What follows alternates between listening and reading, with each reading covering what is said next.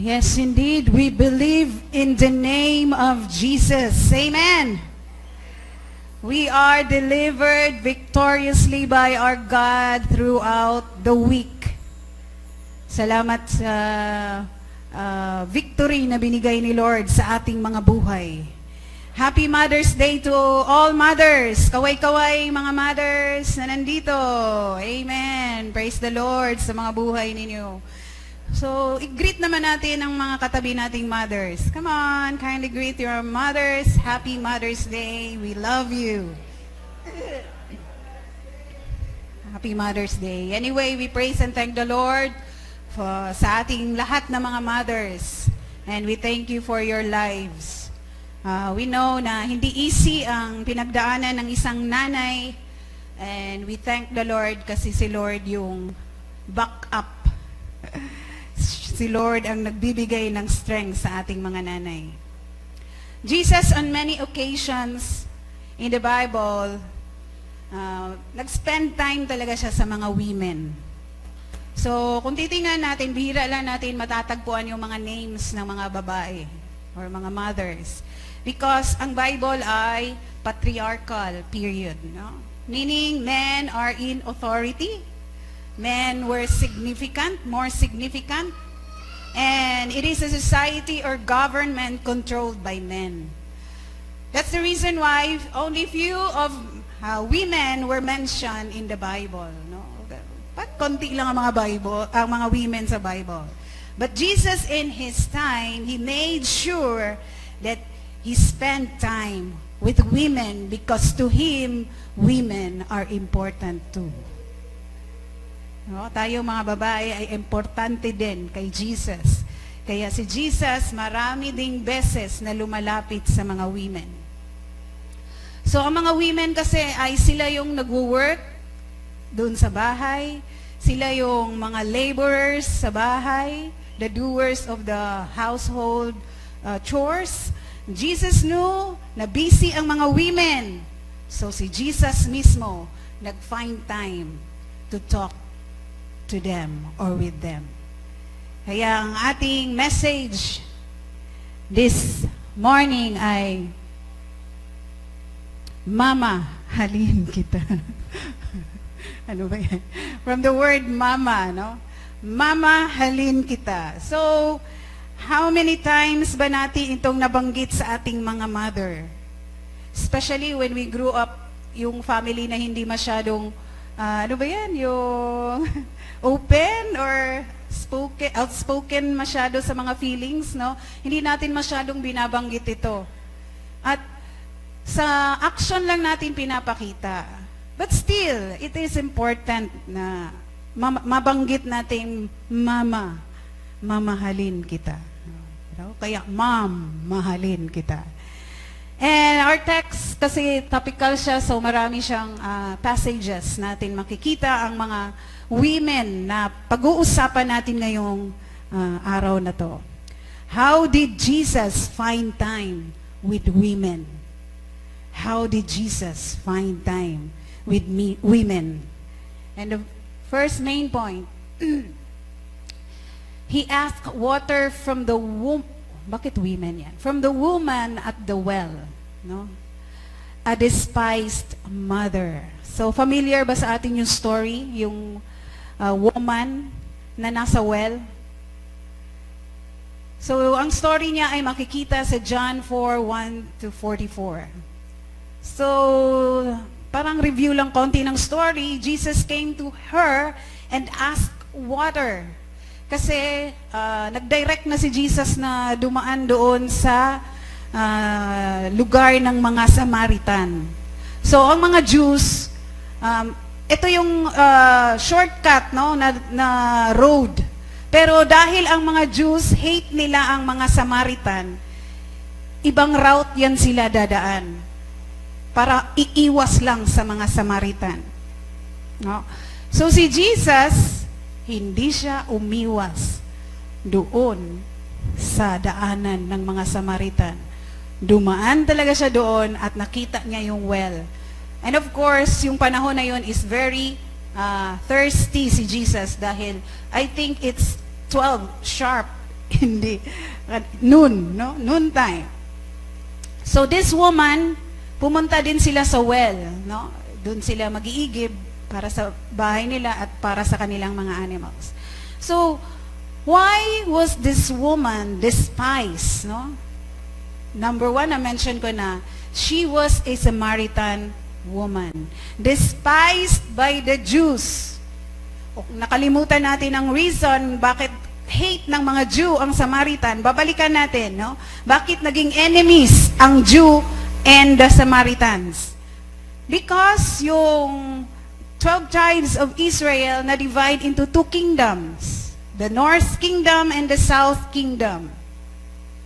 Ang North Kingdom, ang mga nagahari dyan ay mga, ano ba yun, tumaliwag. Yung nag-worship, tumiwalag, yun, kulang kasi ko sa tulog. Tumiwalag sa tunay na Diyos. At they worship mga idols. And this South Kingdom, dito na yun yung lineage ni David. And many kings pa, bago din sila tumiwalag din sa Diyos. So, ang North Kingdom and South Kingdom, may division na ngayon. And ang North Kingdom ay nanirahan doon sa Samaria, and of course, nakig-intermarriage sila sa mga Gentiles, and they worship idols, kung ano yung wino-worship ng mga Gentiles. Kaya, ang mga Jew, sineparate na nila itong mga Samaritan. Kalaban yan sila. Hindi na natin yan sila lahi. Half-breed na yan sila kasi nag-intermarriage na. Kaya naging enemy na at marami ng mga pag-aaway-away sa mga lupa, kung saan talaga mag-worship. Sabi ng North Kingdom, ito talaga ang tunay na mag-worship ang mga Jew. Sabi naman ng mga South, dito talaga mag-worship ang mga Jew. So nag-aaway-away sila. And, pangalawa, bakit despise ang babaeng ito? Marami siyang husbands, no? Maraming husbands. Sabi pa nga ni Jesus, no? Kung basahin natin diyan, sabi niya, hindi mo husband ang kasama mo ngayon, no? So nalaman ba ni Jesus? Hindi naman si Jesus nagmarites, pero alam ni Jesus ang buhay ng babaeng ito kahit ngayon lang sila nagkita. Pangatlo, she was an adulterer, no? So, sa kaniyang mga 5 husbands, siguro galing pa yun din sa, may mga asawa din ang background. So, in spite of the woman's background, Jesus demonstrated His love by talking to this woman, talking to this outcast mother, and giving salvation to the despised. So, si Jesus ay nagkukwento patungkol sa living water. And we can read in that passage na ang babaeng ito ay sabi niya, may tubig ba na hindi ka na mauuhaw? And sabi ni Jesus, meron. Ang water na ibibigay ko sa iyo ay everlasting. So, yung pagkarinig ng babaeng iyon, tumakbo siya kaagad at kinuwento niya sa buong town, sa kanyang pamilya. Merong Jesus na nagsasabi na may kaligtasan sa atin kahit Samaritan tayo. Alam na alam niya ang buhay ko. Yun ang sinabi ng babae. Basahin natin. Many of the Samaritans from that town believed in Jesus because of the woman's testimony. He told them everything I ever did. Yan ang sinabi ni Jesus sa babae. Alam ko ang buhay mo. Yan din ang kinuwento ng babae. Ba't nalaman niya ang buhay ko? No? So, sa pamamagitan lang ng testimony ng babaeng yun, ang kanyang pamilya, ang kanyang kapitbahay, ang mga kaibigan, kakilala, ay nakatanggap ng salvation. This woman was believed to be the first Samaritan evangelist. Siya yung pinaka-naano natin na story na nag-share sa mga Gentiles or half-breed na mga Jews about the salvation. Because Jesus, ano ang ginawa ni Jesus? Jesus find time to talk to this woman. This despised woman, naging instrument nang sa gayon ang kanyang pamilya ay maligtas. And as we reflect on this story, there are many mothers today na parang despised din sila ng maraming tao. No? Ay, hindi na yan siya nahiya. Ang kapal namang mukha ng babaeng yan. Kahit ano na lang ang tinitinda. Narinig niyo ba yung mga ganyan ng mga story? Ayan siya. Wala pang ligo yan. No? Nangangatok na ng bahay. Nanghihingi ng tulong. Bakit? Para lang sa kanyang pamilya. Sometimes, many mothers felt unloved. Parang hindi binibigyan ng importansya yung mga effort natin. Taken for granted ang kanilang pagsusumikap na buhayin ng pamilya. Ang mga mama, sila pa yung halos walang tulog sa pamilya. No? Trabaho sa umaga, trabaho sa gabi, di pa natutulog, nagising na lang ang lahat, ang mama ay hindi pa nakatulog. Pero sa mga anak, ang mama ay parang kontrabida. Oh, bida-bida. Bida-bida talaga to si mama sa buhay ko. Nabanggit naman ng mga bata yan. No? Bida-bida talaga to si mami. Many mothers today are despised by their kids, by their husbands. Hopefully, wala dito sa atin. But you know what? Jesus cares for these mothers. Dapat mamahalin natin ang ating mga mothers. Sa mga mama, hindi lingid kay Lord ang inyong sakripisyo. Ang inyong paghihirap, nandyan na yan kay Lord. And alam na alam ni Lord ang inyong buhay, ang inyong pinagdadaanan. Nag-aantay lang siya kung kailan tayo lalapit sa Kanya. So mothers, let's remember na si Jesus ang mismong lumapit sa despised woman na ito. Hindi siya nangdidiri. Hindi siya nagja-judge. Alam na alam niya ang buhay ng babaeng ito. Pero lumapit siya para bigyan ng kaligtasan ang babaeng ito. The same with us. Nababurden na tayo masyado. Parang tayo na lang yung naka-carry ng mundo. Parang wala tayong katuwang. Remember, si Jesus ay nag-aantay lang na lalapit din tayo sa Kanya at kakausap sa Kanya. Pangalawa, He talked to the woman who has a demon-possessed daughter, a discriminated mother, yung woman na yan. And ang ating passage is found in Matthew 15:21 to 28. So, bakit discriminated mother ito? So, ang story is a Canaanite woman asking Jesus to heal her demon-possessed daughter. So, kung titingnan natin, another Gentile, no? Canaanite woman. And ang kanyang daughter ay na-demon-possessed. So, sino ba naman ang mama dito na nakikita niya ang kanyang anak na naghihirap at walang ni isang doktor ang kayang gamutin ang sakit ng kanyang anak? So, lahat ng pwedeng gawin para lang gumaling ang kanyang anak ay gagawin niya. So, ganyan ang nanay. So, nung this week lang talaga si Sheena, no? Na-witness talaga namin yung dinaanan niya. And mangiyak-ngiyak siya dahil 3 anak talaga, sunod-sunod. So, hindi pa tapos yung puyat niya doon sa panganay, sinugod na naman yung pangalawa. And then, habang nasa hospital na yung pangalawa, tumatawag na naman, nagsusuka na naman yung pangatlo, yung baby pa talaga. So, yung mind mo, hindi mo alam kung anong gagawin mo, di mo alam kung what's ahead, no? Marami tayong mga iniisip, anong mangyayari. So, praise the Lord dahil nandito sila ngayon, present ang 3 kids. Salamat sa mga prayers natin.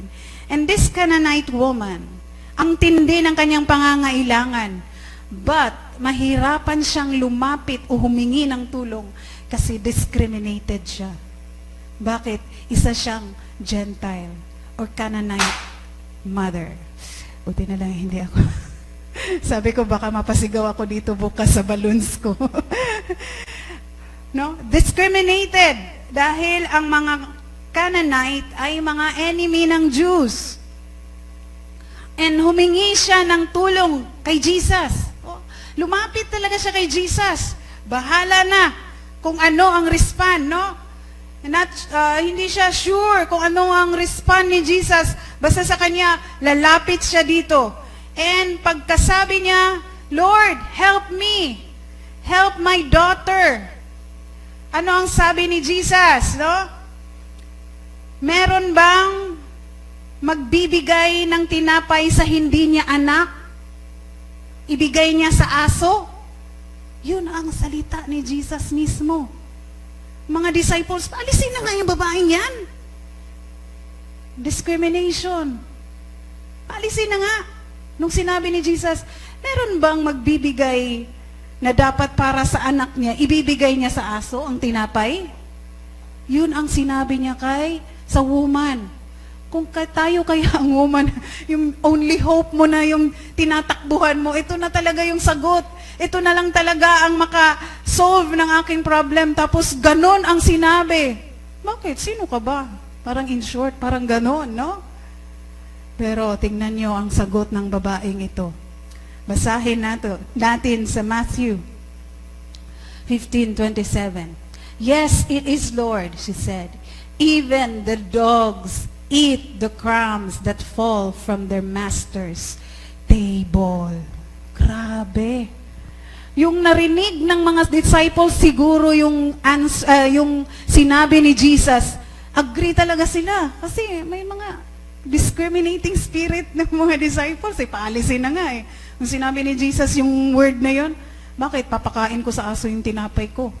Ganon siguro yung mga disciples, tama, malis ka na nga dyan. Pero ang sabi ng babae, Lord, kahit mga crumbs lang yan na mahulog sa table, pulutin ko yan. Kakainin ko yan. Kahit mumu na yan.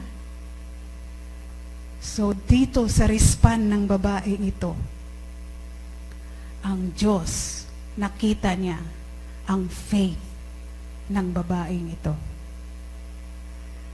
Marahil, sinabi yun ni Lord para itest ang babae at para makita niya para yung mga disciples ay maka-learn ng lesson sa faith ng babaeng ito. No? Kaya sabi ni Jesus, woman, napakalaki ng iyong faith. Ngayon at ngayon din, ang hinihingi mo ay natatanggap na ng anak mo. So, ang babae, kahit discriminated, kahit ganun man ang respond ni Jesus sa kanyang hinihingi, pero pinapakita pa rin niya ang kanyang pagkamama, ang kanyang pagkamother. Wala na akong pakialam kung ano sasabihin mo, kakainin ko yan, kahit sasabihin mong aso. No?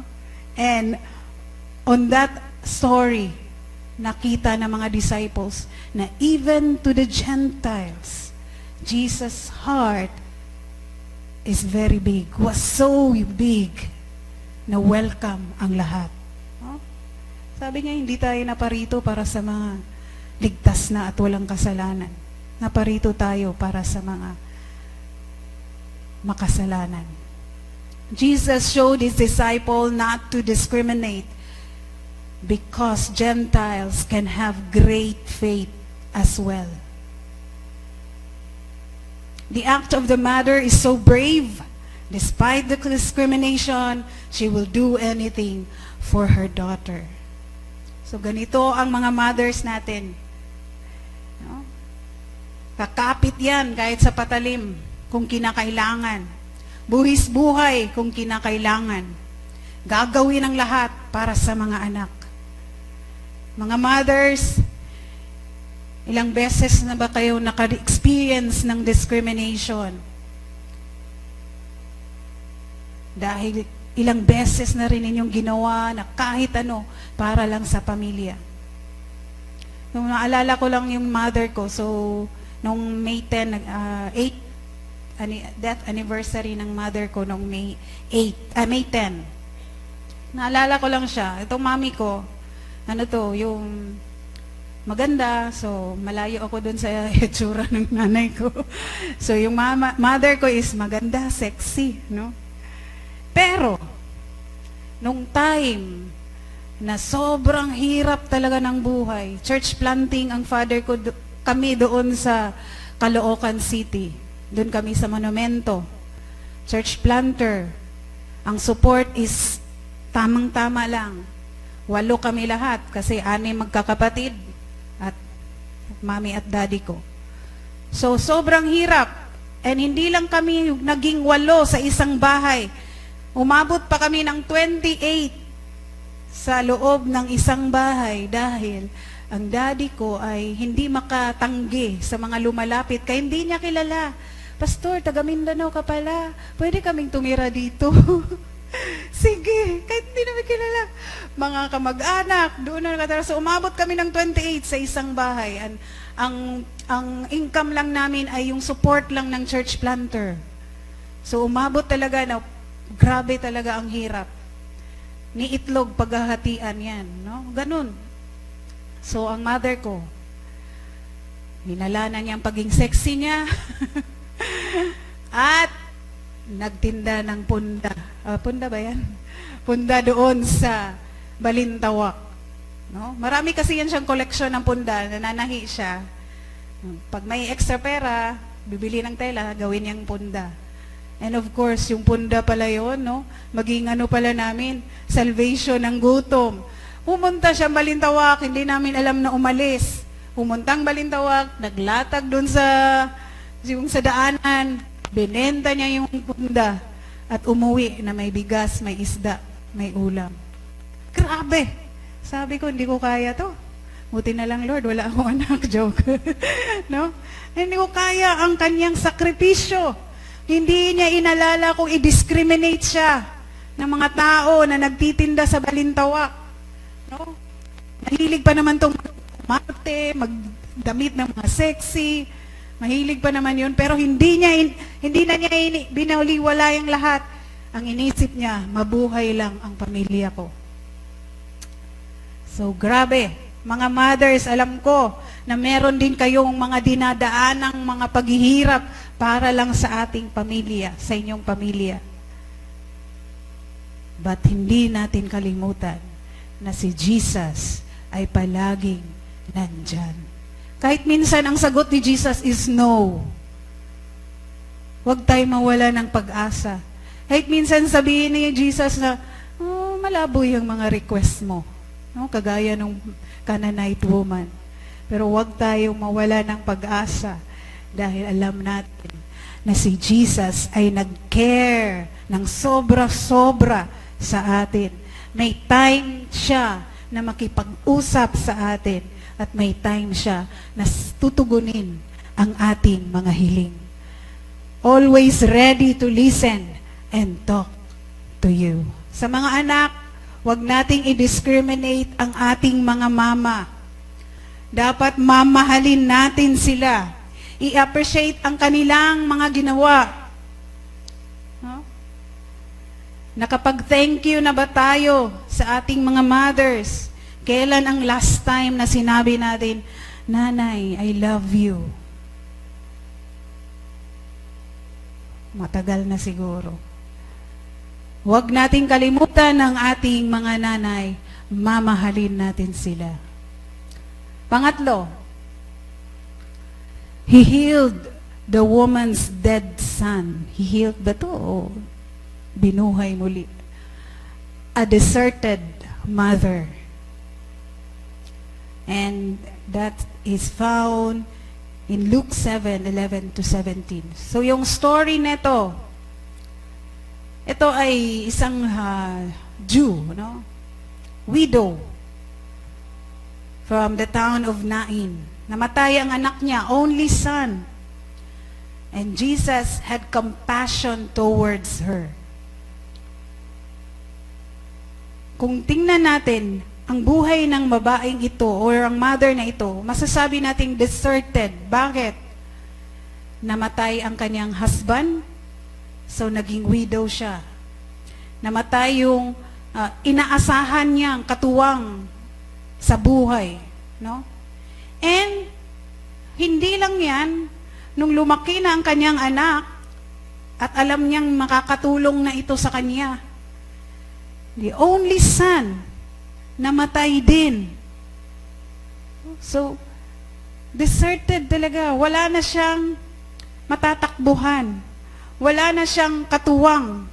Ang sinabi sa scripture, Jesus saw a dead man carried out. So, yung batang ito ay hindi na yung musmus, kung hindi binata na.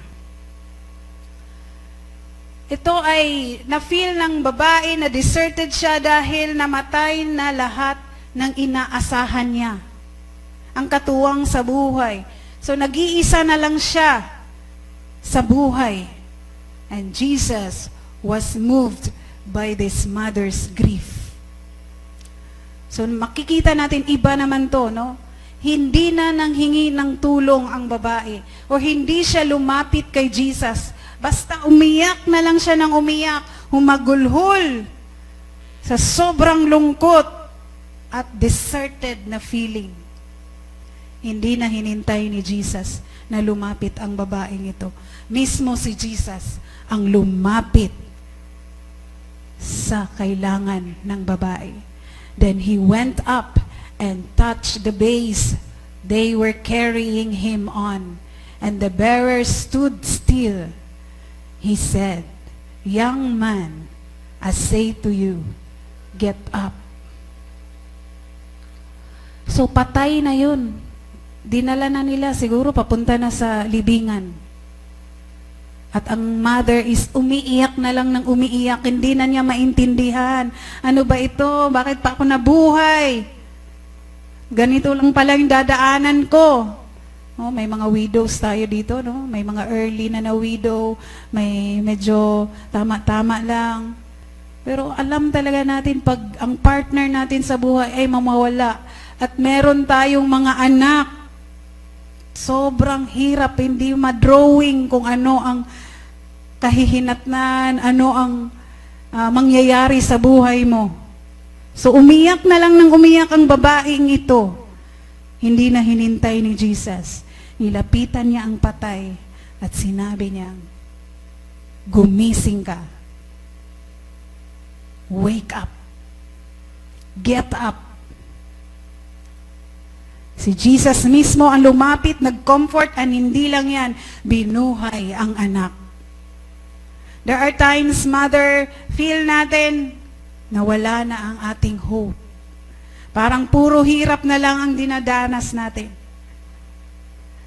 Pagtingin mo sa husband mo, pakitingin nga ng husband mo, parang wala nang pag-asa. May pag-asa ba itong husband ko? Lord, kung pwede lang tuldukan na. Hindi naman, no? Pero meron talagang mga wives na ganun. May mga husband sila na sobrang walang panahon sa Panginoon. Puro na lang bisyo. Puro na lang pagmumura. Puro na lang nilalait ang asawa, no? So, may mga mothers na ganun. Pagtingin mo sa mga anak mo, pasaway lahat. Walang natira. Ano ang feeling ng isang nanay? Ma-feel mo na parang deserted ka na, wala ka nang matatakbuhan. Yung mga anak mo parang walang hope na magbago. Makatapos pa kaya sila sa pag-aaral? Pero mga nanay, huwag nating kalimutan, love na love kayo ni Lord. Nakikita ni Lord ang sitwasyon ninyo ngayon. Feel mo na parang nag-iisa ka na lang. Nakikita yan ni God. Umiiyak kang mag-isa. Umiiyak ka ng palihim. Lahat na ng sulok ng bahay, naiyakan mo na yan, no? Pati CR, doon ka na humagulhol. Mothers, nakikita ni Lord lahat yan. Nafe-feel ni Lord lahat yan. No? Minsan parang ayaw na nating lumapit kay Lord. So si Lord na ang mismong lalapit sa'yo. Tahan na. Tahan na, mother. Alam ko ang pinagdadaanan mo. Hindi mo pa masabi kay Lord ang sitwasyon, alam niya na. Alam niya na ang mismo ang sagot. At bubuhayin niya muli ang pag-asa na matagal nang patay sa iyong puso. Remember, mga anak, mga husband, ng ating mga mothers, mga wives, ay nangihina din sila. Namamatay din minsan ang hope nila. Let us not forget to pray for our mothers. Ipa-feel natin sa kanila na hindi sila nag-iisa. Ipa-feel natin ang love sa kanila. For better or for worse, mga mama, hindi kayo alone. God is always at your side. Ang final words, mothers, at times you may feel despised, discriminated, deserted. Remember this, Jesus always find time for you. He loves you and He cares for you. Mga anak, sabihin natin sa ating mga mothers, mamahalin kita forever. Nandito ba mga anak? Mama, halin kita forever. God bless us all. Happy Mother's Day.